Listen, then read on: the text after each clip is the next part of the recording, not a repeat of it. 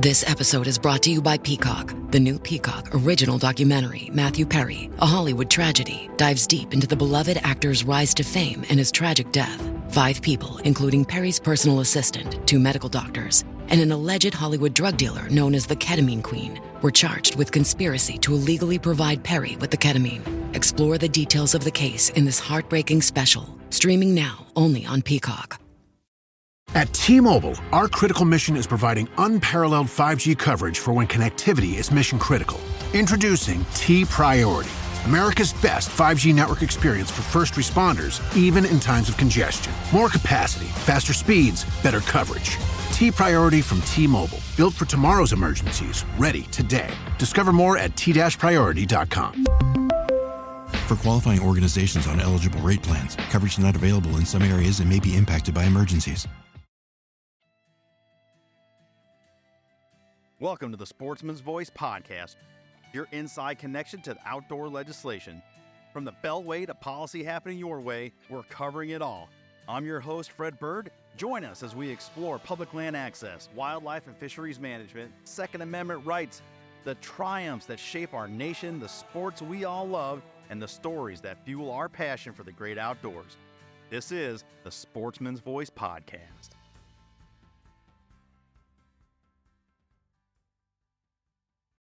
Welcome back, friends, to another feature episode of the Sportsman's Voice podcast. So glad to have you back. On this episode, we're down on the hill. A couple weeks ago, we had our Changing of the Guard event where we celebrated the 118th Congress, outgoing leadership of the Congressional Sportsmen Caucus, and welcomed in new leadership of the 119th. We're going to bring you the conversations from the leadership. We're talking to Congressman Westerman, Pfluger, Senator Boozman, Congressman Carter. Really enjoyed the opportunity to sit down with these folks, find out more about them, get to introduce you to them if you've not heard from them. Obviously, Chairman Westerman, you've heard from quite a bit if you're a longtime listener. He continues to co-chair the caucus in the House. Introduce to you Congressman Pfluger, the state of Texas, Congressman Carter, Louisiana, and Senator Boozman out of Arkansas. Great conversations, all different topics we're going to bring to you. So, without further ado, let's just get into it and let these gentlemen speak for themselves. We're going to start with Chairman Westerman first, and we'll take it from there. Let's go. All right.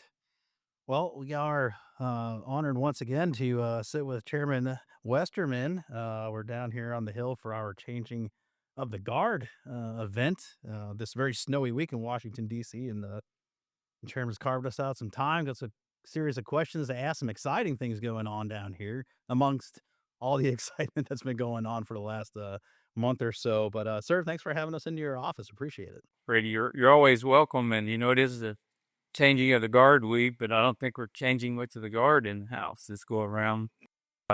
Some particular circumstances. So Jimmy Canetta and I will still be the co-chairs of the Sportsman's Caucus. Yeah. What an honor it is to get to do that twice. I hate that this, because my friend Garrett Graves isn't back here with us this Congress. He decided not to run pre-election, and he was the vice chair on the Republican side. So, exciting time when we have the big dinner and get to talk about issues that are important to a lot of people. No doubt. And we're going to dive right into that. I will come back to your service on the CSC, but I want to start out here. You recently reintroduced the Fix Our Forest Act. I guess some would say that's very timely considering current events or in the last couple months. Can you tell the audience, tell me a little bit more about the legislation, what it does, and how it will address the wildfire crisis? Yeah, it will actually address a lot of things. Wildfire is what's on the top of everybody's mind, but you will solve horrendous wildfires in Southern California. We actually passed this bill last Congress with a pretty good bipartisan vote. And with the wildfires popping back up, we decided to bring it back up. Got even a larger bipartisan vote out of the House. And my understanding is the Senate is working on this. Wish they would go ahead and pass it because we desperately need to do something to make our forests more resilient. Different forests, different places, but there are 44 million people that are living in the same, or 44 million houses in the same predicament that they're having in Southern California we're in. We can't get started on this work any too soon to get the resiliency and to create the fire breaks and the defensible areas so that we don't see tragedies and such huge loss of life and loss of properties like we saw in Southern California. The other benefit of that is when we manage these forests, we get more wildlife. This is wildlife habitat we're talking about here. We get cleaner water. We know we get cleaner air because the smoke sample in the air have part in the bills here in Congress that are going on. Doing the people's work. We're here. We're in the thick of it. But we get all the, I wouldn't even call them ancillary benefits. They're like primary benefits from forest management. Yes, we get more wildfire resiliency, but we also get all those other things. Better wildlife, better opportunity for outdoor recreation. It's a win-win-win situation. We'll take care of our forests. The last time you and I sat and talked together about not specifically this act, but forest management in general, we talked at length about fire. I think it's reasonable to remark, it's sad that it takes a tragedy like what happened out in California recently to get the attention of people. You have someone like yourself who is a professional in forestry and understands the stuff inside and out and can talk probably for days about it with authority. But that's what it takes. Like, let's have a terrible tragedy. People lose lives, people lose property, lose everything they've worked through in their life to snap them out of whatever, dazed and confused situation they're in, just always thinking it's about cutting trees. And for me, it's a frustration. I suspect in a more eloquent way, you probably share that frustration. But as a sportsman, it's like, hey, look, we sit here as a community and say, all for everything you just said, all the great benefits, all top benefits of that. But why is it going to take such devastation to get us there? It's a tragedy every time we had one of these catastrophic wildfires. And that's the terminology we use, catastrophic wildfires. It doesn't get as much attention in the press until you have people die and you have multi-million-dollar homes in a very lucrative area going up in smoke. Now, that's the sad part of the story, but there's really a tragedy every time one of these catastrophic wildfires take place because we're still polluting the air, we're polluting the water, we're destroying wildlife, an endangered species, every species. When you get what we call a stand replacing fire, would be winds drawing it. So much for endangered species habitats. The Esperi endangered species that might have been in the forest when the fire came through. There's no place where analysis of preventions work pound or cure more than in forestry. And it is frustrating and maddening that we know the right thing to do and we're just so slow to do it. How does your bill address age class of forest stands? And if we can, with the time we have, talk about why that's important. Not, people walking through a stand of old growth would think it's just beautiful, it's aesthetically pleasing, but can't conceptualize that there is a devaluation of that stand because it offers nothing other than something pretty to look at. When you're a forester, you're always looking to the future, and you're not just looking at the dominant age class or species. You're looking at what is this forest going to look like 20 years, 50 years, 100 years from now. And if you don't see any kids when the sapling of little trees, this forest doesn't have a very bright future. So you want that uneven age distribution in the forest. Right now, we've got a lot of even age forests that have been essentially clear cut on forest fires, and you get all this cohort coming up together, and you get even more fire-prone situations. It's different in different types of forests. The thing is, we know how to fix it. We know how to go in and do the management that nature's going to try and do if we don't do it. And the thing about human intervention is we do it with a much softer touch. We do it with a lot of planning. Nature inspiring went. And nature doesn't mind wiping it all out and starting over, again. So we can speed the process along and get better results, or we can just take the management decision of doing nothing, which is a management decision, and watch Mother Nature do it. Speak to the erosion. You start touching on the pollution part of it. When these fires do come through and they're devastating, it doesn't just burn trees down and leave char. That there is a whole lot more that's coming to that landscape, especially when rains come. Can you speak to some of that? Southern California with the landslides. And just think of the roots as a network underground that's holding soil in place. And think of the vegetation as holding soil in place. We remove that structural component of the forest, and when the rains come, the soil washes down the slope into the streams. So you've already got problems with the wildlife, but now you're having problems with fish, with water quality. It's been famously said by Teddy Roosevelt that forests are the lungs of the earth. They're breathing carbon dioxide and breathe out oxygen. But I also say they're the kidneys of the earth. They forests hold water. They purify water. They, in essence, meter water into the ground table and back up through the trees. They play as an important, if not more important, role in water as they do in air. And I think we need to talk about that more. Even Roosevelt talked about in developing the West, we had to protect the forest of the headwaters of the stream. I mean, he figured he'd do that over 100 years ago. But you see very bad devastation with landslides and erosion. And also, we should think of forests as soil protection, not just in erosion, but also in fertility. Some of these fires burn so hot now, there's so much fuel that it actually burns the organic matter out of the soil. So you're left with a sterilized soil that you can't grow new trees in. I think it's really expensive. I use the example of the Angora fire out at South Lake Tahoe. When I visited it several years ago, it had been 12 years since the fire. They had replanted it 6 times. They still didn't have a forest established. But you could look down the valley where they had done work around the Piedmonts to thin the trees out.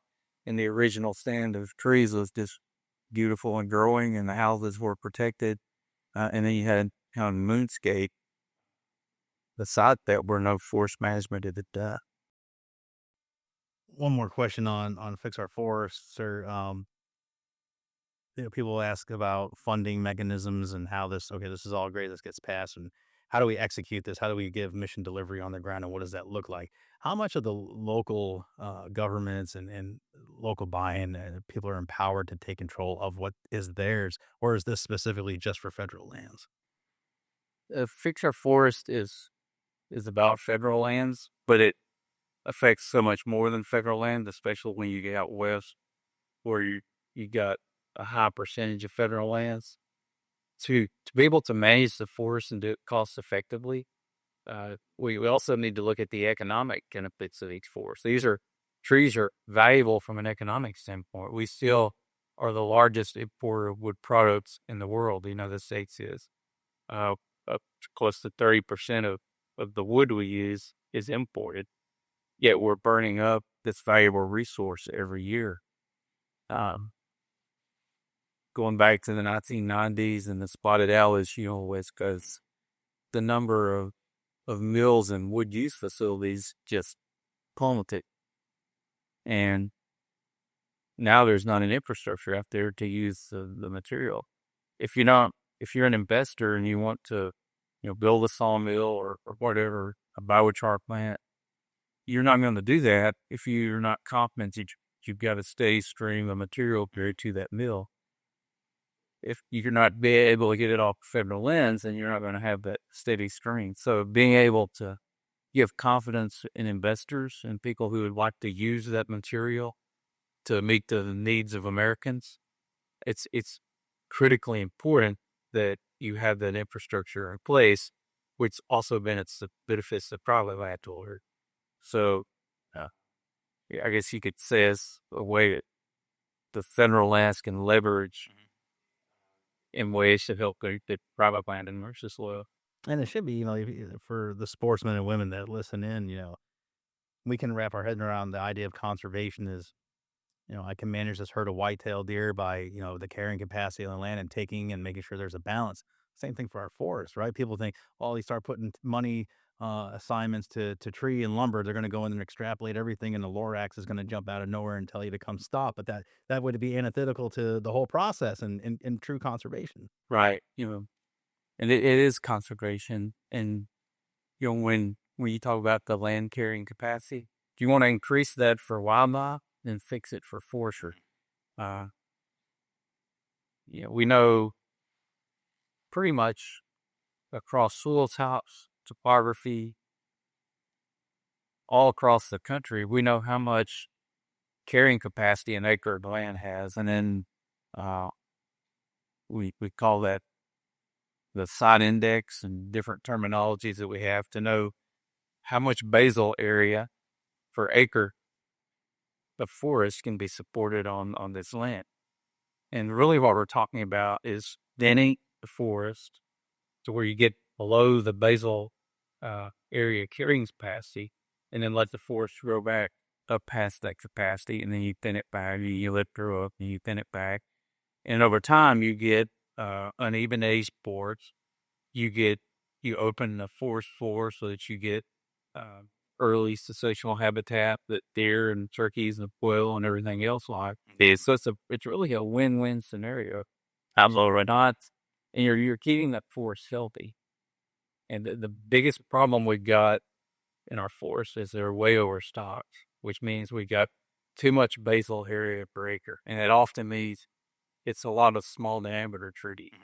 But we want to get fewer big trees, widely spaced, with these younger trees coming up, and get a wide distribution of age class. And you can't paint with a broad brush on that. There's some species that are even age species, like lodgepole pine. It's natural history that grows about 100 years and burns down. It grows about 100 years and burns down. So there are different ways you manage for different forests. But if we do what we know is right, we can create better wildlife habitat. Sea to shining sea. Sounds like a plan. Obviously, this is a priority. We're spending a lot of time on it, but I thought it was worth diving in a little deeper. In the 118th, we saw 5 pro sportsman bills get signed, which represents more than 2% of the total bills signed in the law from 2023-2024. As the co-chair of the Congressional Sportsmen's Caucus, what outside of fixture forests are some of your priorities in the 119th? Well, and I'll go back to the 118th as well. We got the Explorer Act, which has Range Access Act in it. And as we look across the range of bills that we're working on, my mindset is we got to create more access, and we got to create more quality. And some people might not think of the Fix Our Forest Act as a bill for sportsmen, but believe me, that's a bill for sports. No, that was going to create better quality on public lands, and then we got to make sure that sportsmen and women have access to those public lands. And those are the kind of policies that we'll work on every day. As a member, you've been a member for many years now. What does it mean to you, getting back to the start of our conversation, on a personal level, serving in leadership again? It's a big honor to get to chair the Congressional Sportsmen's Caucus, and then to get to do two terms of Congress in a row is even a bigger deal. I look across the country and in my home state of Arkansas, where at the state level, CSC, the big deal. My friend Greg Gianforte is chairing the governors. He's a huge outdoorsmen. They're from Montana. And just to think, get to work here in Washington, D.C., not only on all the myriad of issues that we work on the committee and through Congress as a whole, but to get to lead the CSC again is a big deal. And to do it with Jimmy Canetta is a fine individual. It's fantastic. Speaking of Arkansas, back in 2021, our National Assembly of Sportsmen's Caucus's annual Sportsman Legislator Summit was in Arkansas, where many of your attendees had the opportunity to enjoy some of the many outdoor sports the state has to offer. Tell us a little bit about what the outdoors means to you and your fellow Arkansans, and what sporting issues are of greatest importance to them in your home state. So Arkansas is all a natural state, and I spent time there. You may not understand why it would be the natural state, but we had a lot of outdoor recreation opportunity. That I grew up hunting and fishing, and that's still what I do in my pastime, which I don't have much today. But just you're always hopeful, looking ahead to what the next thing is you can hunt or fish. We just wrapped up duck season and or waterfowl season, and the next thing on the radar is turkey season. You took it right out of my mouth. Keep going. But there's a lot of really good fishing in between that in Arkansas, so it's always exciting. Like, what's the next thing come? Do we have distinct seasons in Arkansas? And really, the fishing in the state, it's good year round. Well, actually, I'm not gonna. I shouldn't give this away, but you can catch more fish in Arkansas in the cold but winter sometime than you can in the beauty of the spring. So you could do an Arkansas casting blast then. Yep. So also look back through my life, and I know when I was a kid, there were a lot of quail. You'd be hunting it, come across a covey of quail. I want to see those quail back in the city. It gets back to that habitat management, no doubt. And I see really bright hope for Arkansas as well as many other states. But just on our federal land, if we would do the proper management, we could be a destination place to quail hunt, turn hunt. And there are private individuals that manage their land, and it's phenomenal for all kinds of hunting, but that's private land that very few people have access. What I long for is to see the public have access to the same kind of habitat that people who are able to buy land and manage it ordinarily, it kind of wildlife they're on their property. And I'm glad we have that, because it shows the potential of what could be. So it really is filled the dream to build it and made it. Mm-hmm. I got to let you go before I do, because it is turkey season, and the NWTF, our friends at NWTF, are kicking off their convention sports show this week, which I'm heading to after this little trip here. Last time we talked, you said you didn't get out. You couldn't. You were too busy doing the people's work. Are you going to make some time spring 2025? Right. It's on the schedule. I can say it was on the schedule. Likes cop. So there's 4 people in here with a lot of binders. So let's make it a priority for the chairman. Turkey hunting. Not last year. I will admit I did get out, but somehow my staff knows the schedule of the days when it's rainy and windy, talking to turkey. And then they call me, and I'll go back and sit in my pickup truck, call me on the phone or something. It's not really that bad. It makes it more special when you get a chance to get out hunt, when your schedule is such that you don't really get a chance to get out or go fishing. We'll leave it there. Good luck. Good luck here. That buzzer is going nonstop. You have work to do. Good luck in the turkey woods, and we will see you tomorrow evening. Thank you for your leadership. Thanks for your time, and continue to do great work, and appreciate your leadership. Thank you. Thank you. We're looking forward to it. All right, welcome back, everybody. Our tour of the Hill continues here as we celebrate our changing of the guard. Joined now by Congressman Pfluger from the great state of Texas. Sir, thanks for having us into your office all the way from home. Yeah, Fred, thanks for being here, and great to see you. It's a snowy day here in the nation's capital, but that does not stop us. So we're gonna have some time with the Congress. Now, first, I want to acknowledge you. I saw the accoutrement outside, and noticed a lot of familiar stuff here in the office here. Your time from the military, the Air Force, from one death to another. Thank you for your service. Appreciate your service, sir. And I think it's the nice way to start this conversation off, as we recognize you coming into a leadership position in the Congressional Sportsmen's Caucus. We talk about being one of the largest bipartisan, bicameral organizations on the Hill.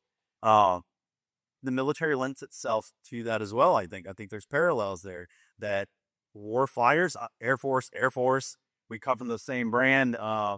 We don't recognize those differences. You're there for the mission. And same thing here. We're here for this mission, this conservation mission. Conservation doesn't really care about your R's, your D's, and anything in between. And that has been demonstrated year in, year out. New session after new session. We're in the 119th, and here you are. Can you talk about that a little bit? Out at Air Force, how your military kind of sets you up to, set yourself up here in a leadership position here in Congress and taking on these issues for Texans, for the public at large. Yeah, well, Fred, thanks for your service as well. And you're right. I mean, when you put that uniform on, you really don't care where people are from. You certainly don't care about any of the categories that are that sometimes the media tries to paint you into. All you care about is getting the mission done. I went to the Air Force Academy, and from a very early age in my professional career, when I was commissioned as an officer, flying missions, going into combat, doing things that required teamwork, that's all that mattered was the team, and that everybody had a role on the team. Everybody played a specific role, but it was all about getting the mission done. That's what I really appreciated, serving in the Air Force, learning those lessons, being a part of what I believe was the greatest team ever built, which is our military and our Air Force. But transitioning into Congress, you take those lessons, and there is a mission to get done up here. Sometimes that mission can be partisan. Sometimes there are Republicans versus Democrats, but that's what I like about the Congressional Sportsmen's Caucus is that it's not. It's bipartisan, and there is a mission to get done. And everybody is from somewhere, and everybody has some sort of conservation need in their district, in their hometown, in the place that they grew up. And I can't think of a better organization to push that mission than the Congressional Sportsmen's Caucus. Agree. And as demonstrated at the end of the 118, coming in the 119th, the House moving some important legislation over to the Senate. We had the opportunity to get some really great things done on a bipartisan level. And again, new leadership abound in this town, right, all over the place.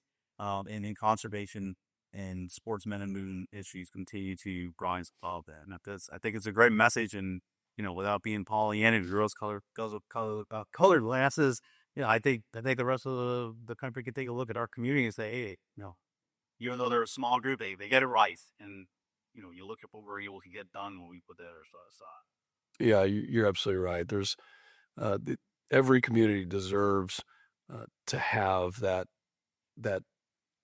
detail put into how to conserve, how to be a conservationist. And, you can look around my office right now and see the passion that I have for the outdoors, the passion that I have for not just hunting and fishing, but also for making sure that we leave the land better than we found it. That's a core principle of how I grew up, and I know it's a core principle of this caucus.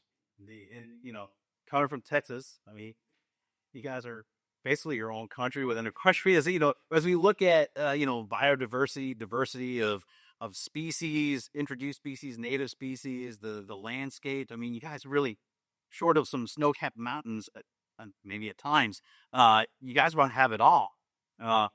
Speak to that, how some of the greatest hunting and fishing in Texas is managed, and in doing it on the scale that Texas does, and advocating for that here on the Hill, but also there. You're right. I mean, we do have. We're blessed in Texas to have natural resources, to have a lot of wide open land. It's privately held land, which is different than a lot of, especially the Western United States. So how the state was formed, being a country, 6 different flags over it. that has led to the way that we manage and the way that we conserve and the way that sportsmen, you're talking almost $2 billion a year in revenues that come into the state of Texas. Every single time I fly home to my hometown of San Angelo, which is about 100,000 people, a very small airport, there are hunters that are coming in to take part in that. In the management, the way that the state especially does that management to make sure that the herd sizes are protected, which means they can't get too large as well. And that's a big piece of it that I think some states actually, they miss that aspect. That the humane thing, the good thing to do for conservation is to manage the herd size in a respectful way that understands, the weather, the cycles, the rain, the available food, and treats the animals with respect, but also has a good, smart, and conservative hunting approach. If you could talk about the state agency, because I think, you look at the different side states and, what they're able to do with the resources they have. But because Texas, despite the fact that it's privately held so much, it's 99% plus, I believe, there's so much to draw sportsmen and women from this country and countries abroad to come in and experience that money that goes into that state, not just from the ecotourism, but the tags alone we're talking about when it comes to the American system of conservation funding, those resident, non-resident tags and those special tag draws, they're doing it right. You're bringing people in. Speak to the importance of that self-sustaining keeps it running when we're matching that with PR dollars. It's really important. And, again, applauding what the state of Texas has done to do the management programs, but then you see the amount of communities that are able to benefit from that. The schools, the education, a nod to the research that's done by the universities, especially the public universities like Texas A&M, that do a lot of wildlife research to understand the movement, the patterns, and what the animals need. That is a huge benefit to rural communities, especially like where I grew up. And these communities are small. They have kids who understand and are able to be educated on this. And then the population there that is surrounding a lot of those places benefits greatly from this. So our economy in Texas really does benefit from it. And I think it's good for every, each new generation to take part in this, to understand it so that we get it right time after time. I think it's remarkable that, again, people think of big whitetails in Texas, right? You got some up here in your office are beautiful. I think of Rio turkeys and then the opportunities for turkey hunting down there. But, some of the species of exotics, if you will, introduced species, a Farberry sheeper, hawdad, black oryx, or oryx rather, some species of zebra are more successful in a similar environment, arid environment, like their data country that they help map. They're doing better here. They're better managed here because of our management model and how we value that resource and institute actual. You're absolutely right. This is why it's so important to have a bipartisan caucus like the Congressional Sportsmen's Caucus, because what we have done, and I'll speak to Texas, there are many operations, many ranches who have actually resurrected these species here in the United States from either Africa or other continents where they were not thriving and they were either endangered or almost extinct. And what we've done, and you mentioned a few species there that have actually been resurrected, are now in a healthy position being exported back to their home countries, their native lands. It's pretty remarkable. Also, let me mention one thing that I think the state of Texas does right, and this is something on the federal level that we really need to push for, and that is a lot of the invasive predatory species, and I'll mention a few, coyotes, hogs. There's a lot of problems on ranch land and farmland where they destroy the land, allowing farmers and ranchers on private lands to do the things that they can do to protect livestock, to protect wildlife, native species like whitetail. A whitetail fawn is very vulnerable in the first few weeks, if not months of its life, to species like hogs and coyotes. This is something that we need to come together in a bipartisan way to acknowledge and to understand that these animals are tearing up the land. They're they're very, very threatening to the way of life of ranchers and farmers, and also to the hunting industry. So I've been leading on this. I will continue to lead on this issue. And it's something that I think this caucus can really take a hard look at, that because of the huge reduction in people that are ranching in the state of Texas, we've seen an enormous increase in predators, and they've gotten very aggressive. They learn, they adapt, and it's very important that we continue to work with the government in a private-public partnership to allow citizens to do what is necessary to protect their livelihoods. It's opposite a challenge. You mentioned the predators, that public perception, and that's something we have to account for. We just can't come in as the sporting community and the on the ground experts. There is some of that social credit that comes with it. That you also people that disagree with us, that don't really like what we do. They're living in our communities, and the challenge that we're calling to. It's not my way or the highway. It is this proven model that has worked for hundreds of years, and we, the United States, are the envy of the entire world. I think the only sort of comes closest is some countries in Africa, because there's a demand word. That's, again, you spoke to earlier, resurrecting some species, but the North American model, we get it, and there's no hate. They don't have these vendettas against specific species, but at the recognition that they have to be managed as well and treated the same across the board. That's exactly right. It's Mother Nature is a beautiful thing, and it's one reason that we work so hard on our land to manage it. That includes the growth, prescribed burns, things to make sure you don't have out of control fires, which can happen if you don't manage it correctly. It's the same exact negative outcome that can happen when you don't manage wildlife as well.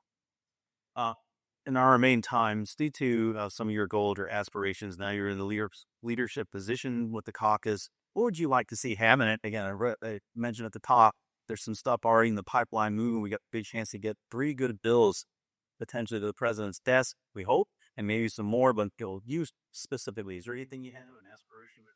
Well, first off, when you can come together in a bipartisan way to advocate for what our children, grandchildren, and next generations are going to inherit, which is this earth, then we should do that. So aspirationally, working with people like Jimmy Panetta and others on the other side of the aisle, looking at Bruce Westerman's leadership and understanding both in a bipartisan and bicameral way how we can come together, push good legislation, educate our population, because I think you mentioned it.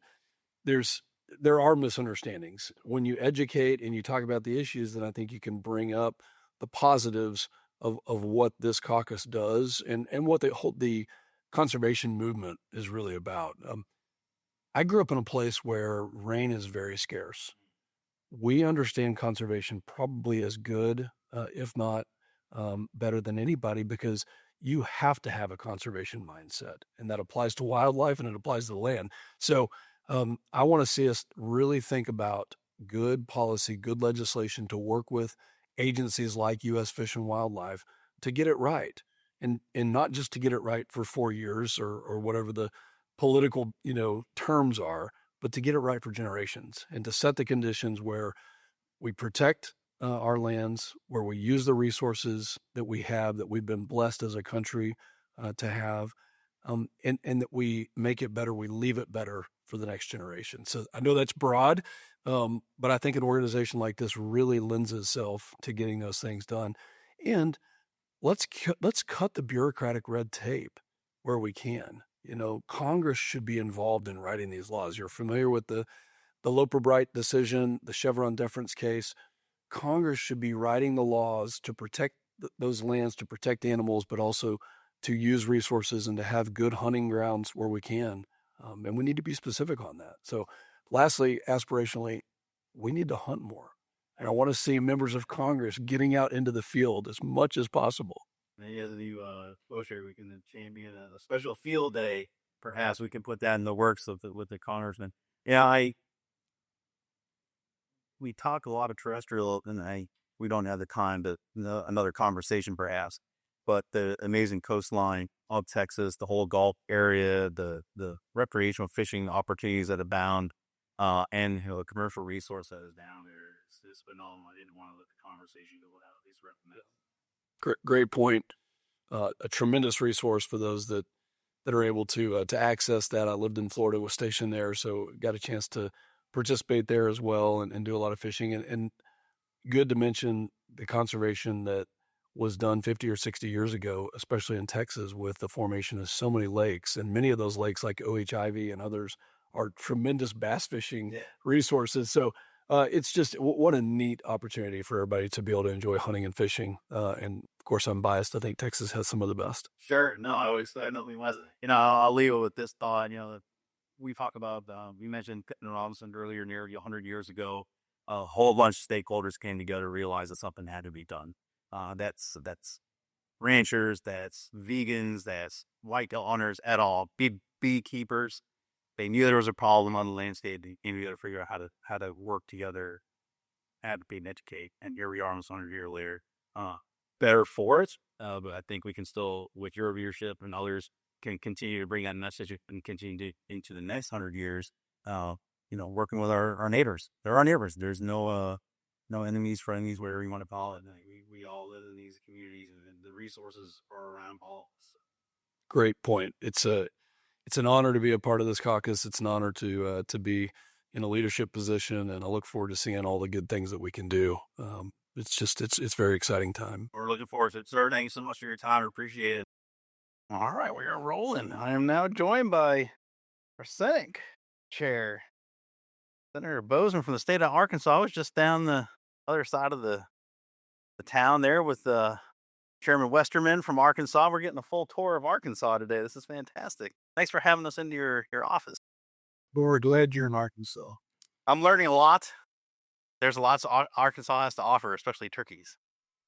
There's lots to offer outdoors. Lots of hunting and fishing and hiking and just all kinds of things. The natural state. Indeed. Fantastic.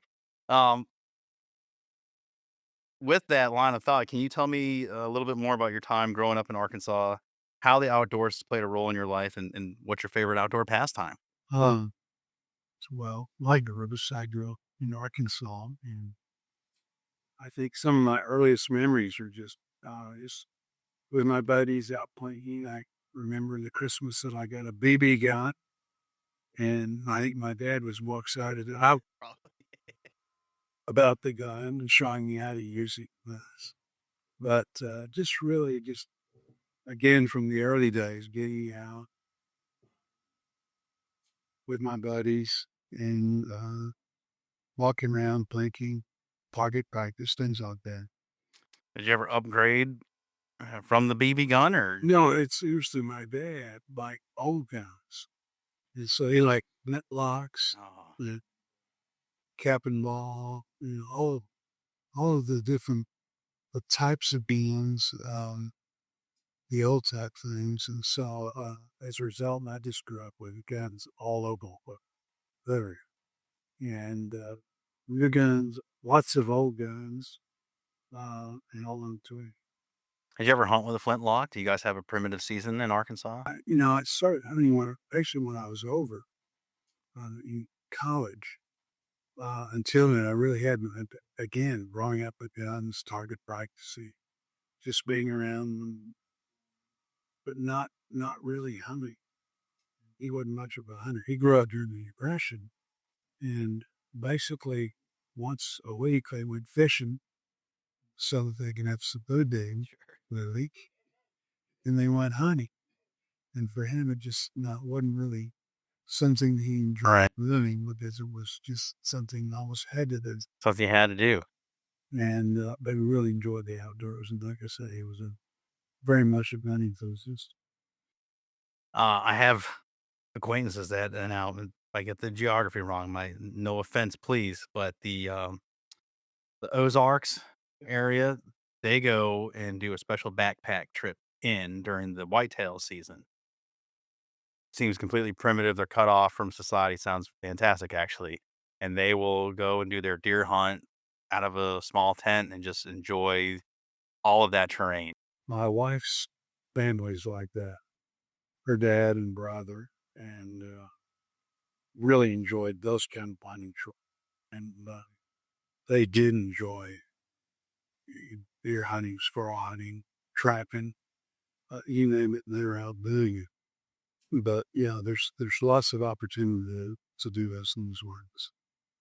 You think folks should take a second look at that if maybe they've dabbled in it here or there, fishing or hunting, but the idea of sustenance and being self-sustaining and you look at the last 5 or so months and bird flu here, killing chickens there, eggs going up. I mean, there's a freedom in being able to be self-reliant, have your own livestock, but uh, where laws are applicable and you got the right license, you go out and harvest a whitetail. There's a lot of freedom in that, and it's pretty good to eat too. There is, and it's just kind of the natural way of living. Mhm. Here right now where I'm at with lots of time behind televisions and our devices, screens of all kinds, whether it's at work on a computer or at home playing video games or looking at other screens or some sort of entanglement. But men kind of spend most of their time outdoors. Or just something about being outdoors, rubbing the sun, the wind in your face. All of those are just natural experiences that I think we actually need so much of. And we've gotten away from it. Also, I think anything we can do to encourage these is great. The pandemic, so much tragedy happened as a result of that. Probably one of the good things is, and making it only good, but it's a big get people outdoors and getting back out in the nature. And I think a lot of people enjoyed that, but didn't prior to that. So we're ready to build on that and just continue to try and figure out different ways. Not everybody likes to hunt. Sure. Not everybody likes to fish, but there's all kinds of things to being outdoors. The non-resident of Arkansas looking at taking a vacation, maybe during a fishing or hunting season, is there one or two things if you had to tell them you got to do this in Arkansas, this is the one or two? Well, we're blessed. We've got so much natural beauty right here. We have the Ozark Mountains and the Washington Mountains and things like that. We call them mountains. They're really big hill. It's not the Rockies, because they truly are beautiful. We get up in there, and so certainly Ozark Band, of course, lots of border disease, but people just get out and enjoy seeing various kinds of birds. And we're blessed to that degree. And certainly the fishing is excellent. The brown trout fishing on White River is as good as it gets any place in the country. And so those are all things that people from Arkansas take advantage of. When I was in the House of Representatives, Sly Oswald, right, goes from Nebraska, served in the House for 6 years. And he would drive from Nebraska to the White River to go trout fish, hunt and fly fish. And that was his favorite place to go fly fishing. And so we attract people from all. It's remarkable how much wilderness exists in that part of the country, especially in state when I guess it's Hollywood, whatever you want to call it, so much limelight at the West.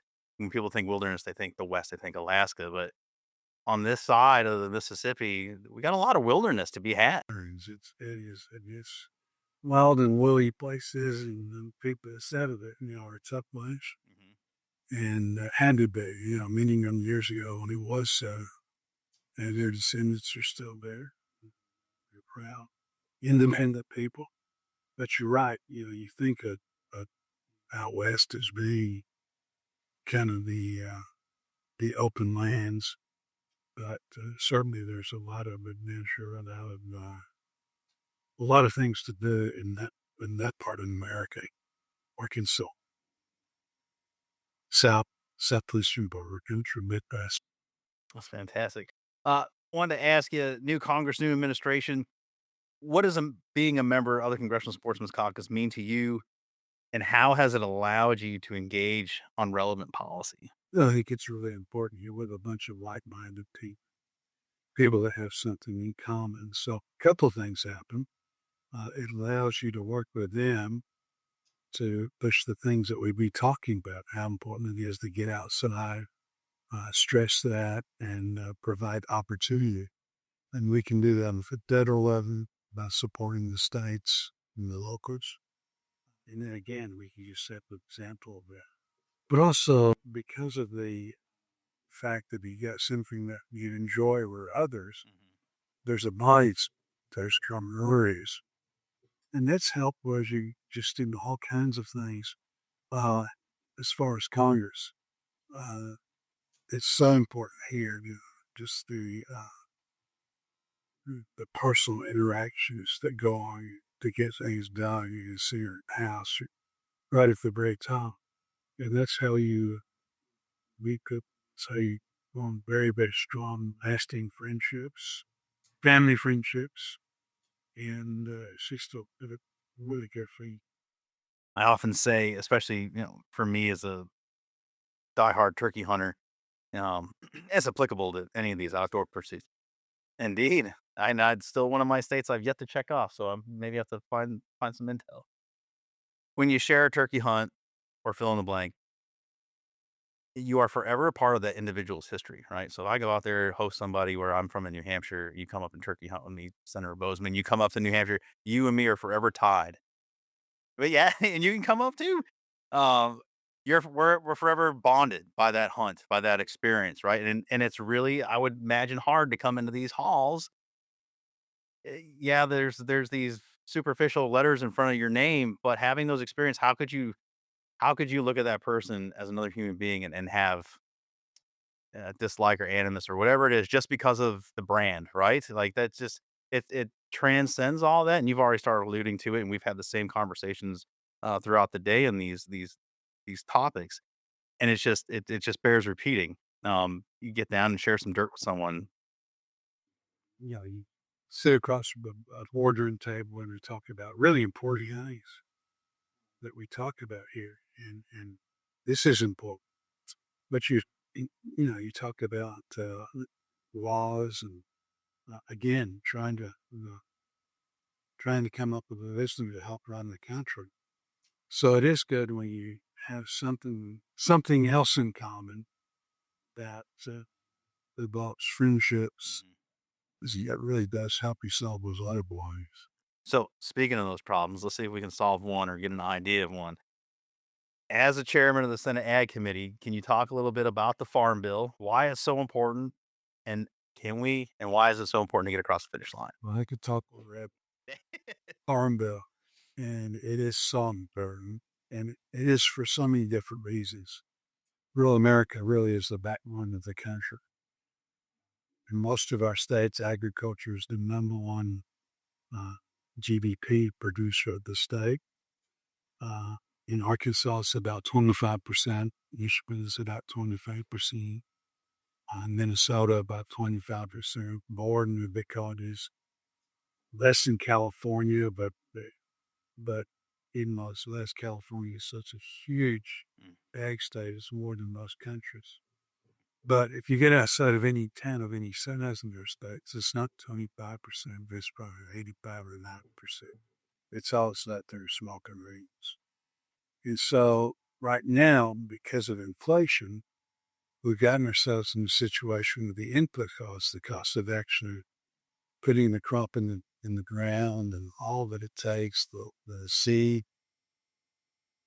the fertilizer, and then harvesting it. The amount of money that you make there is much less than it's worth. It just doesn't pencil out.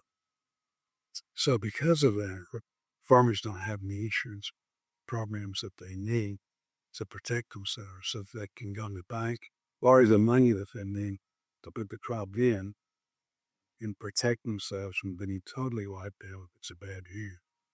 So for all kinds of reasons, it's very, very important. And the ag bill is not just about helping farmers, but it's about rural hospitals, it's about rural schools, child care components, everything more what it takes for rural America to work. With loss of population, then you start losing those turnback dollars that go with population, and it gets really difficult. Where small towns are open. So for all of those reasons, it's just not what we can really help our farmers. Are blessed. You got the safest, cheapest food supply of any place in America. And we just take that for granted. And yet it's because of a lot of hard work. Mm. Our population, and they go to the store spending less money, less of their take-home one from any place else. So again, that's something to be proud of. But you've seen what food inflation does. It took those here that are needed. So lots of reasons to get a farm bill done. Farm bill is on about Democrats and Republicans. It's like the Sportsman's Caucus. It's very, very bipartisan. It's just everything we barky you get. It's about various crops. Cotton's different than corn. Rice is different than that and bulbs. It's about different regions of the country. The Great Plains had different needs than California does. The South has needs. The Midwest does. In blending all of that together, it takes the wisdom of Solomon, but somehow we get it done every 5 years. And So we've the CRs can happen twice now. So we got to get there. From a conservation and sporting community standpoint. Can you highlight one or two specifics in the farm bill why the conservation community should get behind this and say, hey, I got to make a phone call or an email? well, besides again, feeding American, well, that's also the vehicle that we use to preserve America. But there's no better stewards in lands than the farmers. But also there's marginal land, what is not great for cropland, but you don't take care of it, it just kind of erodes away. And that's the kind of land that we could put in conservation in this American Prairie. But that's where you're going to find your turkeys and those kind of things. And the good news is that farmers and others, farmers in their capacity and others, both like yourself, we're so interested in these things going in. We provide funding so that can be set aside and not used in such a way that it just marginalizes it even more. 55 million hunters, anglers across this country. From your office, what's a piece of advice to them from you? Just keep hunting, fishing. Oh yeah, doing whatever. That thing that's so important. Is they have to be involved, and I'm involved in the sense of being a member of the Sportsman Caucus because I feel like it's very important. We get things done in Congress from the grassroots. In other words, just having this big constituency, this 55 million people, that's a pretty good voting block. But say, hey, John, I need to get on the stick. You need to promote these different things that we feel like are important. And so they need to speak up and just make it known to the people that represent from every level how important these things are. That's how you get to use them. Very good, sir. I could talk for a long time with you, but we don't have it. So I'm going to let you go and call it good there. Thank you very much for your time. Thank you for your thoughts and your contributions and your leadership. Thank you, as always, Ran. Yes, sir. All right, folks, as part of our changing of the guard coverage, I'm excited now to be sitting with and bring to you Congressman Troy Carter out of Louisiana. Sir, thanks so much for your time and welcome to the podcast. Hey, Fred, thank you for inviting me. I'm excited. I am excited whenever I'm talking about anything about our very proud native of this great state of Louisiana that we dub a sportsman's paradise. No doubt about it, and I'm glad it's still fresh in my memory. This past November we held our National Assembly Sportsmen's Caucus's legislative summit there in Baton Rouge in the Sportsman's Paradise. We were joined by in-state legislators. Governor Landry stopped in. Secretary Sheehan was just very enjoyable individual there at the head of the agency. Just what a great event it was, and just so much opportunity and fun to be had there in the Sportsman's Paradise. Can't wait to have you back. Yeah, no doubt. Uh, some folks went fishing. We did some duck hunting, some deer hunting. But I understand you have a proclivity for some water pursuits. Talk to me about that. What fishing are you getting after there in the Gulf region? I'm an inland fishing guy. Oh, very good. My preference is to fish speckled trout, redfish all day long. But I enjoy going out for our red snapper. And listen, I love deep sea, but not nearly as much as I like inland. Deep sea fishing is too much like work for me, man. I want to smoke a cigar, drink some brown liquor, and catch some redfish and speckled trout and talk a whole lot of trash with my friends. And no place better than to be in our beautiful waters of Louisiana, in our bays and creeks and bayou and river. Our streams are stocked with some 91 species of different fish. Um, but my favorite, without a doubt, is speckled trout and redfish. Now, as a little boy growing up in Algiers on the west bank of New Orleans, we fished in the river. Mhm. I wouldn't encourage people to do it, Yeah. but we did it. We fished in the river right over the top of the levee, and we'd go out and we'd catch uh, big catfish, freshwater catfish, and we'd catch fish called gaspagoo. Gaspagoo is essentially the Mississippi River's version of redfish. Okay. It's a cross between a redfish and a croaker. Good Oh, eating, no way. as we would say. Does it have the vocalization of the croaker? It does, not as pronounced, but, if you ever hear anybody talk about a gaspagoo, that's what they're referring to. That's really interesting. I didn't know such a hybrid existed. Now I'm Yeah, really we call it Mississippi redfish, but I grew up with grandparents who would take us out to ponds and fish for perch, with a little piece of bread on a cane pole.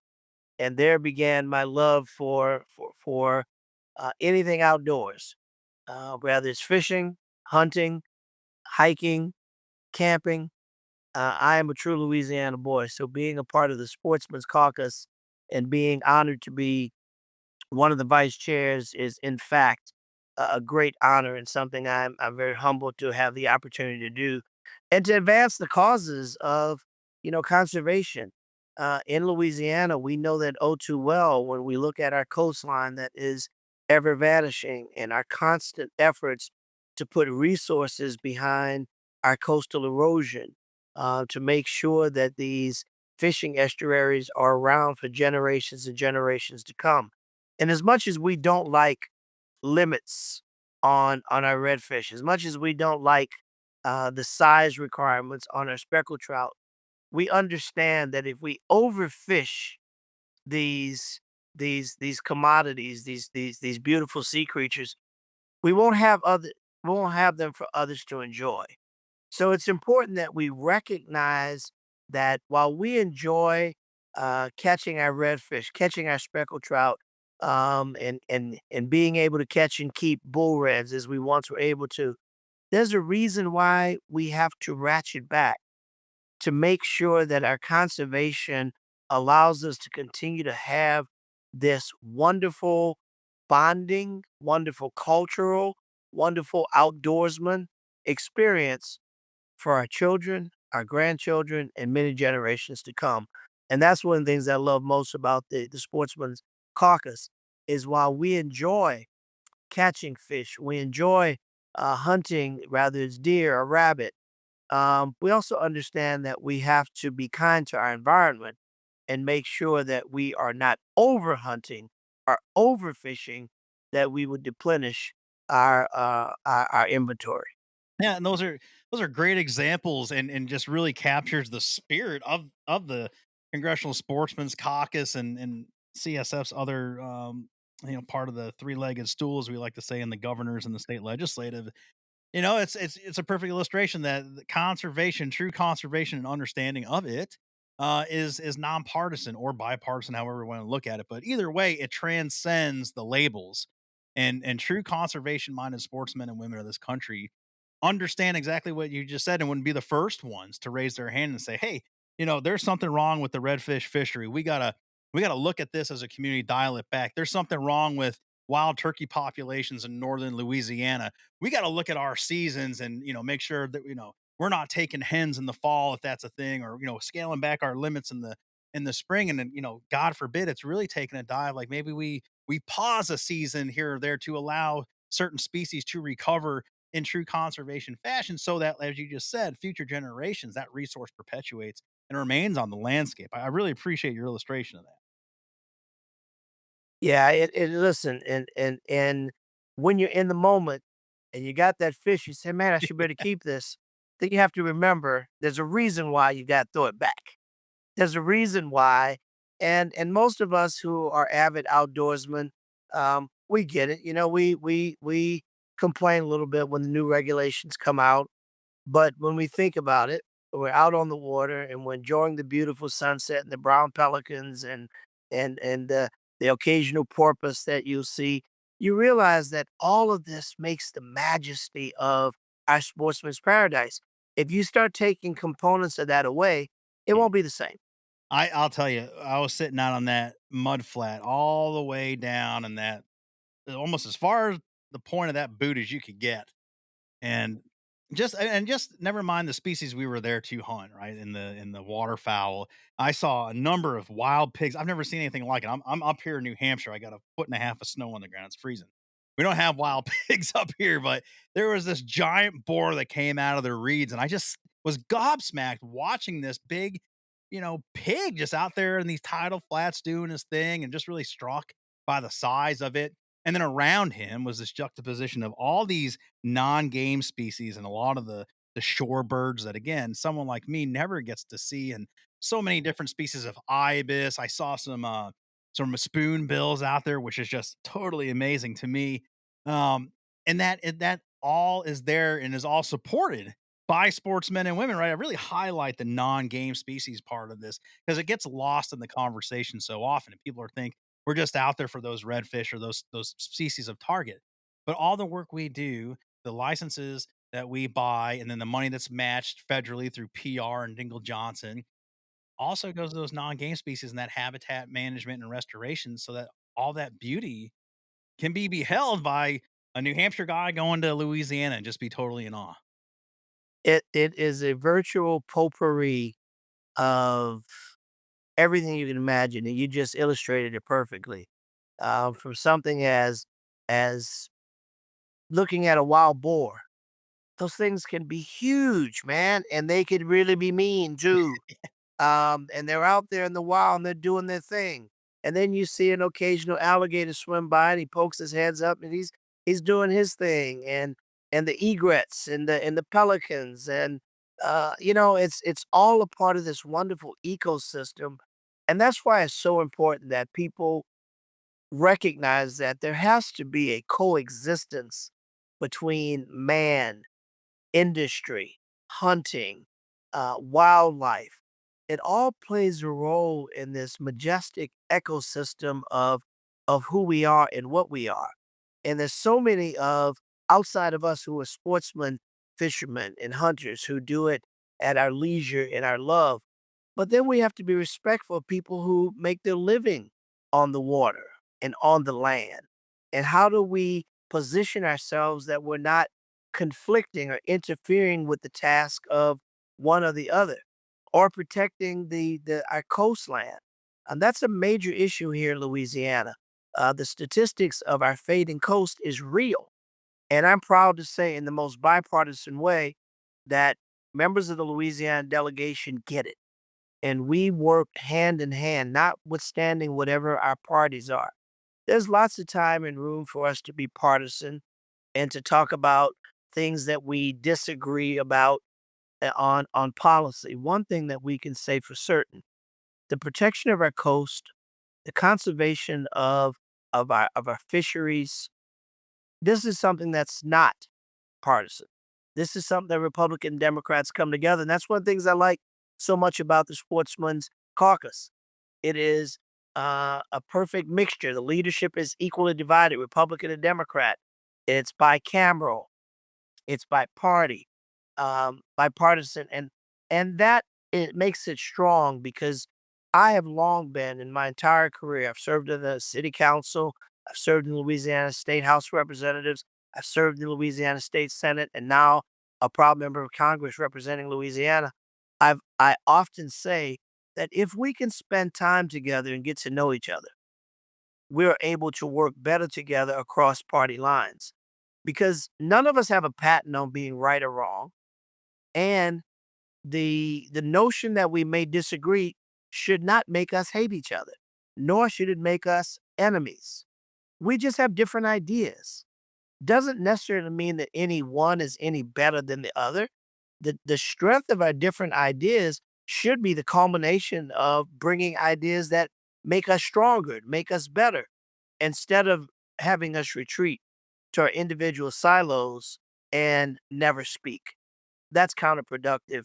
And caucuses like the Sportsman's Caucus gives us an opportunity to get to know each other on a different level, not just in the heated discussion of debate in a on the House or Senate floor, not just in the heated debate in a committee meeting, but in a setting where we develop true passions for a passion that we have individual becomes a collective passion, that we now have an opportunity to get to know each other as men and women and not just as names and titles, all while preserving something that we love and enjoying the camaraderie that it brings and establishing and maintaining the generations of grandfathers who fished with their sons, sons who fished with their fathers who fished with their sons, and so on, and recognizing that our nature is ours, but we only get one, and we've got to protect it. Indeed, indeed. Yeah, and to your point, I often say, so I'm a big turkey hunter, right? So I always come back to spring woods and goblin and things like that, and how special that is for me.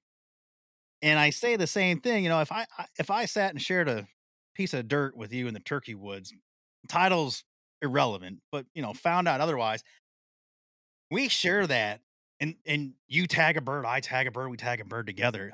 Forever, you and I, in this example, are connected. We're part of each other's history.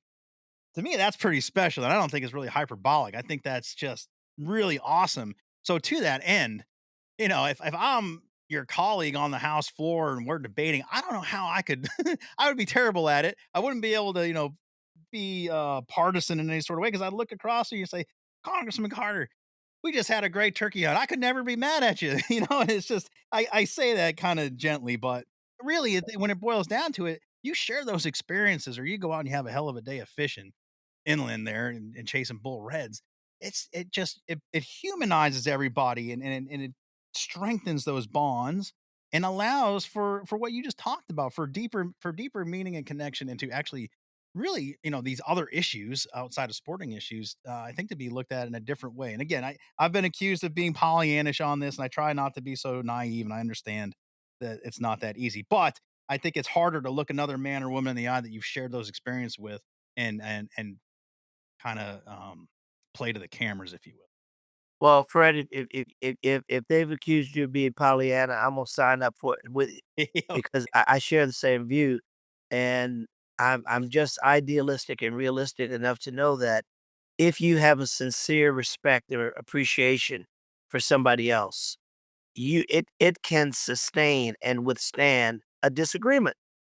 We disagree with our families. We disagree with our mothers, our fathers, our children, our wives, our husbands, our significant others. So there's nothing wrong with having disagreement. There's nothing wrong with having strong philosophical views. It's only wrong when we demonize each other because we disagree. But through the efforts of these types of caucuses, we get to kind of disarm the unknown because the unknown goes away because now it's Troy and Fred, right? And we just had this great duck hunt and we're bragging about the one that got away or the two that we got or the how crazy was it that all those beautiful birds and we missed them all. But you're having a cold beer and you're laughing at it when you get back to the camp. Well, that develops a sincere friendship that transcends politics or policy. But now watch what happens while you've established that. Now we're talking about something much more substantive where historically we haven't been able to see eye to eye. Well, now because it's Troy and Fred, I'm willing to listen a little bit more because I like Fred. And you're going to say, you know what, Carter, man, you know what? I've never really paid attention to that, but because you're a good guy, I'm going to listen to this. And now, I'm looking at this from a different vantage point. So it's a perfect tool to use the resources of the Sportsman's Caucus, the resources of our bonding opportunity while we conserve wildlife, while we conserve our waterways, while we enjoy all that hunting and fishing. My commitment was always if I'm shooting it, I'm eating it. If I'm catching it, I'm eating it. And and if we're shooting something that we're not eating, it's because there's an issue with too many of them overpopulated. And we've gotta likewise because that whole ecosystem of the food chain has to manage out. And there's a very careful balance of how you do that. And the art and the science of the Sportsman's Caucus is very important. Yep, it's fun to go fishing. Yes, it's fun to go hunting. Yes, it's fun to brag about our catch. But it's also important to talk about the mathematics behind it, taxation as it relates to um, fishing equipment and making sure that it remains affordable for the average person, making sure that we have legislation that will be in place to help with online marketplaces being responsible for sports fishing and archery excise taxes and consumer import sales to make sure that we are protecting the industry, but also protecting the casual sportsman. We can't let these things get out of way that they're too expensive for people to be able to afford. I'm proud to be a part of the Sports Good Excise Tax Modernization Act, which will provide conservation projects nationwide while creating a fair, competitive environment for domestic hunting and fishing gear. You may think about, wow, that's not that big a deal. But when you think about mom and pop and people who live on meager means, we should not price this wonderful sport out of the reach of everyday Americans. So we got to make sure that we have policies that will address those issues. Another bipartisan bill that I'm really excited to introduce with my good friend Mike Ezel from Mississippi, who happens to be a Republican, is the Mississippi River Basin Fisheries Commission Act, which will create a formal structure for management agencies within the Mississippi River Basin to provide increased interagency, interstate, interbasin coordination and collaboration on species management. Because we don't want to be punished to not be able to fish a fish that is plentiful, but we also don't want to overfish a fish that is in risk of extinction. And the only way to do that is to have these multi relationships among jurisdictions that we are swapping notes. That's a part of the importance of communication, of not just sucking all that's good out of the land or out of the water. We got to put some back. Yeah, no doubt.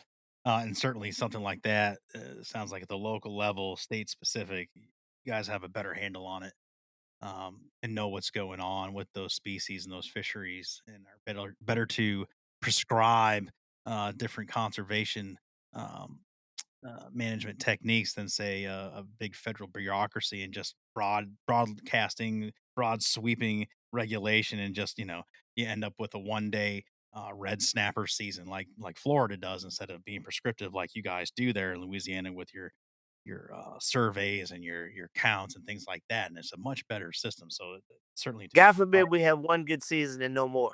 that's right. Then we sit around talking about what we used to do Yeah. and we're not able to take our kids and grandkids. I'll tell you something funny. A buddy of mine called the other day. I've never gone on a wild boar hunt, So a buddy of mine called just the other day about arranging one. He's got someone who's going to take us out on an airboat and go out and hunt some of the wild boar. My reaction was, I don't know if I want to go on an airboat, man. I wanted to get on a helicopter because there's an option that you can go wild boar hunting from a helicopter Yeah. because you don't want to miss the shot and have that sucker come at you, man. Those things can be big and mean. I've seen it both ways. I've been a part of the airboat thing. It is a lot of fun, especially when done with well trained and well equipped, disciplined hounds. The helicopter thing looks like a hell of a lot of fun, pun intended. Um, but yeah, Now, have you ever eaten the wild boar? yeah. I understand it's pretty good. It was good. Throw some good barbecue sauce on most things like ketchup. It'll eat. Yeah, someone mentioned that it is the best pork chop they ever had. Yeah, no, heck, I think the time I had it, it was leftovers, and I thought it was very, very good, and I was like, "Well, I couldn't have told me this was wild. I would have guessed it was just someone's farm pig." So, yeah, no, I guess it all depends on what they're eating, but, you guys got plenty of stuff for them to be invasive on, so no What what's problem what's at all. what's your favorite fish? What's your favorite way to fish, Fred? Well, sir, if I had to, I guess right now it would be going out, here off the coast of New Hampshire and striper fishing. Yeah. Oh, yeah, yeah. Another species of What do concern. you use? What do they bite on, Yeah, so, plastics? I mean, we can live line, we'll do plastics. I like using light tackle on them. It's just a hell of a lot more fun on that fight. Little small jig head with a chartreuse tail on it, but you get live line rubber eels or actually live line live eels or catch mackerel. We go out offshore, we'll jig for mackerel, catch them, and then go, stick a hook in them, let them fish and catch, big cow stripers. It's just so much fun. I use a root beer, shrimp plastic, and man, a speckled trout go after it. Yeah, yeah. When I was stationed Yeah. at Langley Air Force Base, we'd use shrimp, and catch speckled trout all day long. It was right there, right off the pier of the base property. It was very cool. Yeah, I can't get enough of it, man. I don't get a chance to fish as often as I'd like, but I'm pretty much anything outdoor works for me. If it's fishing, I'm in. If it's golfing, I'm in. If it's hunting, I'm in. Um, it is I am a true son of the South, and anything sportsman, uh, outside, if it's water, if it's woods, if it's mountains, if it's trees, I'm all in. And again, to really emphasize the significance of this incredible caucus and its membership being as rich as it is with members from all over the world who share a love for conservation and a love for hunting. And sometimes people don't understand how well the two go together. It's knowing what to hunt, when to stop, what to catch, what not to catch, when to throw it back, when to take it home. Would you say, one of our top priorities at CSF at the state level is working with state legislatures to, if they don't already have it, implement some sort of hunter ed curriculum option. Um, High school level as an elective, we have some states that are doing it right now. I think Georgia just introduced it and they're working its way through the state legislature.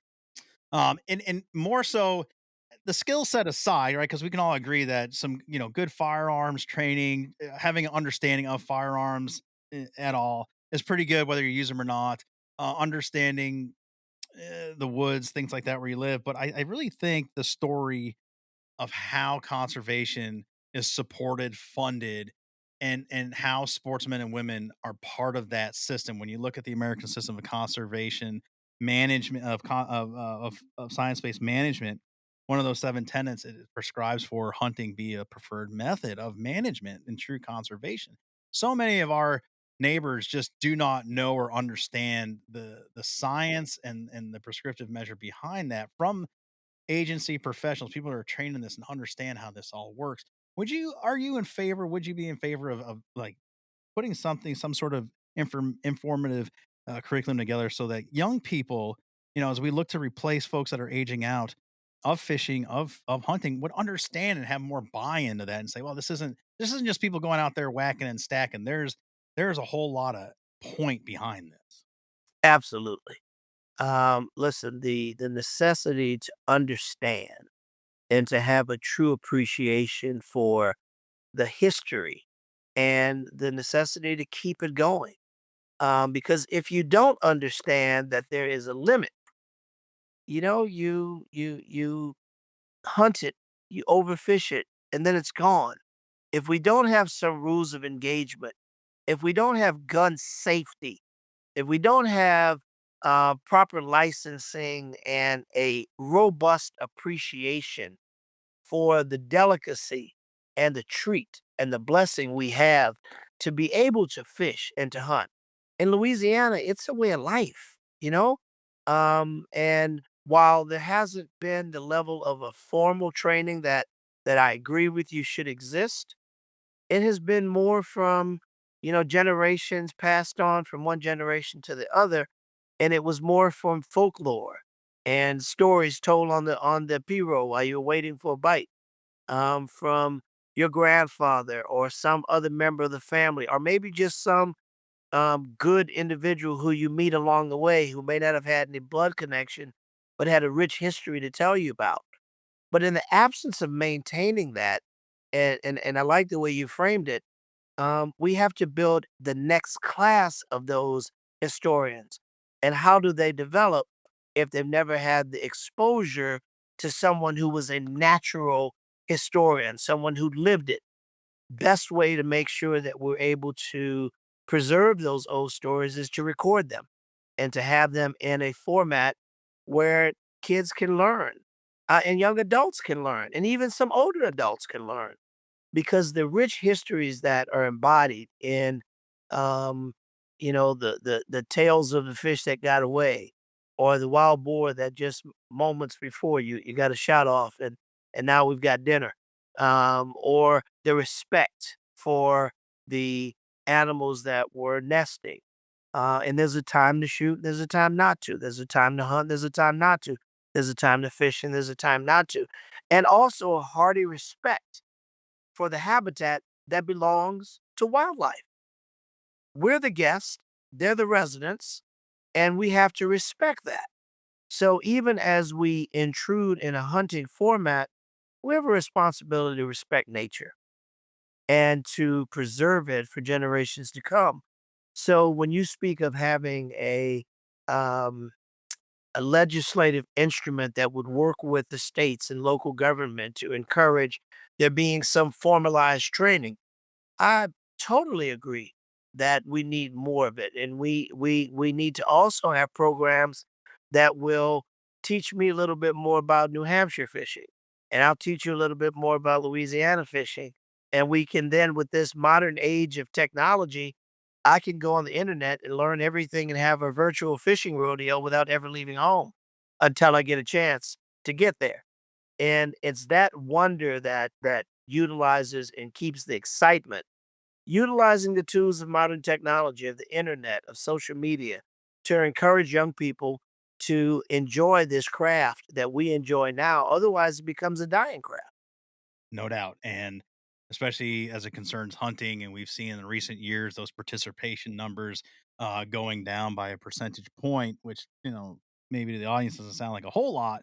But when you're only at 5% or less and you go down a percentage point in participation, that's a pretty big deal. And as it concerns, again, American system of conservation funding and hunting role in conservation and wildlife management, that's a pretty big deal. And to the congressman's point, um, storytelling and perpetuating our good habits, our good practices into those next two generations and replacing who is not participating is going to be vitally important in the years to come, and ensuring what we have that is the envy of the entire planet continues and perpetuates into the future, and we're able to still maintain what we have and even improve upon it.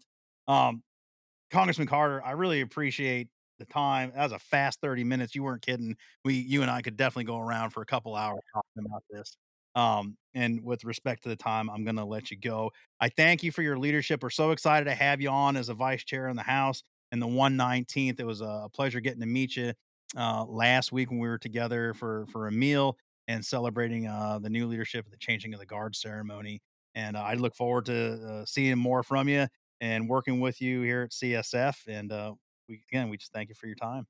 Well, thank you very much, man. I appreciate you for having such an awesome medium for us to be able to communicate.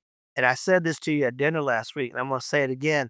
I want to get some of you guys down here in Louisiana, and I host a nice little weekend excursion. We'll do a little mix in a little fishing and hunting. I've got some access to some really nice lodge space that we can go catch some nice speckled trout, some nice redfish, and then get back and eat it fresh out the water. That's the best way to do it. So let's plan on doing that. I'd love to have you guys and come and look at some of the incredible work that we're doing with our coastal restoration projects, demonstrating that Louisiana is very serious about preserving our coast while enjoying our wildlife and the mantra of being a sportsman's paradise. God bless you, my friend. Look Well, forward to seeing you soon. thank you, sir. All right, folks. My thanks to Congressman Westerman, Pfluger, Carter, and Senator Boozman for their time. Really, again, appreciated it. Conversations are great. There's a lot of important stuff going on. It's great to have people that are motivated to get things like fix our forests going along in the process. Being able to hear these individuals, their own experiences, what moves them, what makes them excited about the outdoors. It's a great departure from the stuff that we see on the evening news, the sound bites, stuff on social, wherever you're seeing these folks. And as we talked about, it's you share these experiences or this stuff about these folks that are representing their districts, representing their states. It's easy to get caught up in all the news of the day. But I mean, personally, I have a hard time when I know someone's a passionate outdoorsman or woman. They get after, they go out there fishing, they care about what we do, and they go out there and turkey hunt, care about our waterways and our forests and management. To get caught up in the noise and be able to focus in on this stuff, I just think it's important. I think it's vitally important. It allows us to get things done, and if nothing else, get important work that if you're listening to this program, I gotta imagine it's important to you. Certainly, it is to us that work here at CSF that passionately work on these issues at the state and federal level. And yeah, I mean, like I said in one of the conversations, that makes it really hard to look at someone across the aisle and I don't know, just superficially dislike them because of branding. No, that's my 2 cents on it. And if we were able to take the way we work together on these issues and little steps at a time, because I know we're not going to sing kumbaya and hands across the world, but I mean, if you could take this and plug and play this mentality into other facets, and we could get a lot done and then do so in a whole lot more kinder and politer way. But for now, let conservation lead the way, and we're doing that. And as evident by these conversations here with these gentlemen, just really really fun getting to know them. Congressman Carter, the excitement. Really enjoyed that conversation there as we rounded out the show. His excitement, his enthusiasm for having just been down in Louisiana and seeing what Louisiana has to offer from being in Baton Rouge and then going down to the Gulf there and experiencing that. And it's you can understand his enthusiasm and appreciation for it. It's a great place, and having that front of mind. Just again with our NAS summit being not too far removed back in November, and certainly Congressman Pfluger highlighting what Texas has to offer, the uniqueness of it, and it's a pretty special place, and what gets done down there, and being able to highlight that. Um, I think Texas should be on everyone's destination list.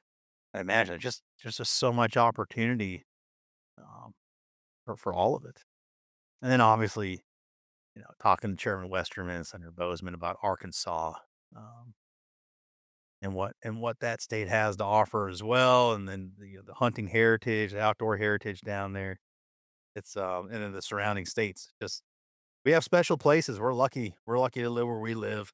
And there's beautiful places all over this globe and unique places, but because of how we work together, because of how our politicians work together with our state agencies, with their constituents, the public at large, and because a very small group of participants shoulder the cost of delivery of this stuff. And we do it, as I say, week in and week out, enthusiastically so. That's pretty special. And again, I think all of that is on display and highlighted here in this episode. So, tip of the cap to our new leadership. Certainly, we did reach out to our other chairs and vice chairs. Just it's the Hill, so things are busy, and we tried getting some others on, but we will likely have them on later on in the year, and we'll continue to bring you more conversations with our CSC leadership as the opportunities are presented down the line here. So, thank you, gentlemen, for your thoughts, for your leadership, and for your passion, and bringing that to the largest bipartisan, bicameral caucus on the Hill and representing us very well, representing us, the sporting community, very well. I think that's going to be our show. Some housekeeping items just to bring to, if you're just tuning in for the features every other week. I always invite you guys to go to congressionalsportsmen.org, sign up for the Sportsman's Voice newsletter. That is a free publication that comes every Monday or Tuesday. If there's a holiday, we get bumped. News from around the nation, what's happening in the States. Our team members bring you reporting on some of the heavy hitters of the week. We report those to you. We also have our Tracking the Capitals feature. You can go in, put in an email, sign up for alerts, and tailor that to your liking, your states, what legislative bodies you want to watch, what pieces of legislation you're interested in, and get updates on those. So another free offering from Congressional Sportsmen's Foundation in an effort to help educate. That's what we do. If you're a legislator, sign up, follow. We'd love to have you. If you're just anybody out there who's an enthusiast and things of concern in your neighborhood, sign up. It's free. And of course the weekly Sportsman's Voice Roundup podcast, all podcasts there on the website. You can go there, direct link to them, check them out, learn a thing or two, or if nothing else, stay current of what's happening in your region and maybe in your state. So we thank you all for tuning in week in and week out. Tremendous growth here in the beginning part of 2025. It's been quite exciting. We continue to charge forward and bring you more news, more feature episodes, steamrolling through 2025. It's an exciting time to be doing this business. We're well into the legislative session throughout much of the country. Some states have already closed shop or are coming to a close here. So, be active in your backyards. This is where a lot of the stuff that affects all of us very personally happens. Maybe not so much the stuff we brought to you on this show on the Hill, some of the bigger pieces of legislation, but funding restrictions in your state, how your state agency is expected to do business. Just a myriad of issues are being hashed out right now as we speak, as you're listening to this. Be mindful of what's going on, engage when and where you can, and be a part of the process. All right, soapbox dismounted. We'll leave you to it next week. Off week for the feature, so continue to listen through these conversations here with the congressman, our CSC leadership. Go back in time, listen to some of the other features if you haven't gotten to them. Some good storytelling, some good information out there to be had, certainly. And do tune in every Wednesday for the roundup. And we will see you in 2 Thursdays for another feature. And if you're tuning in Wednesday, we'll see you Wednesday. Thanks for bringing us along wherever you're at. And as always, CSF is your inside connection to outdoor legislation. We will see you next time. Thank you so much. Bye-bye. Thanks for joining us on this edition of the Sportsman's Voice podcast. Ladies and gentlemen, your support is crucial, and you can help us out right now by leaving a review, filling in those 5 stars where available, sharing this episode with friends and family, and engaging with us socially. CSF can be found on Facebook, Instagram, and X, formerly known as Twitter. Together, we can protect the outdoor sports we love and continue to keep you informed wherever you are. That's it for this week. Until next time, we'll see you later.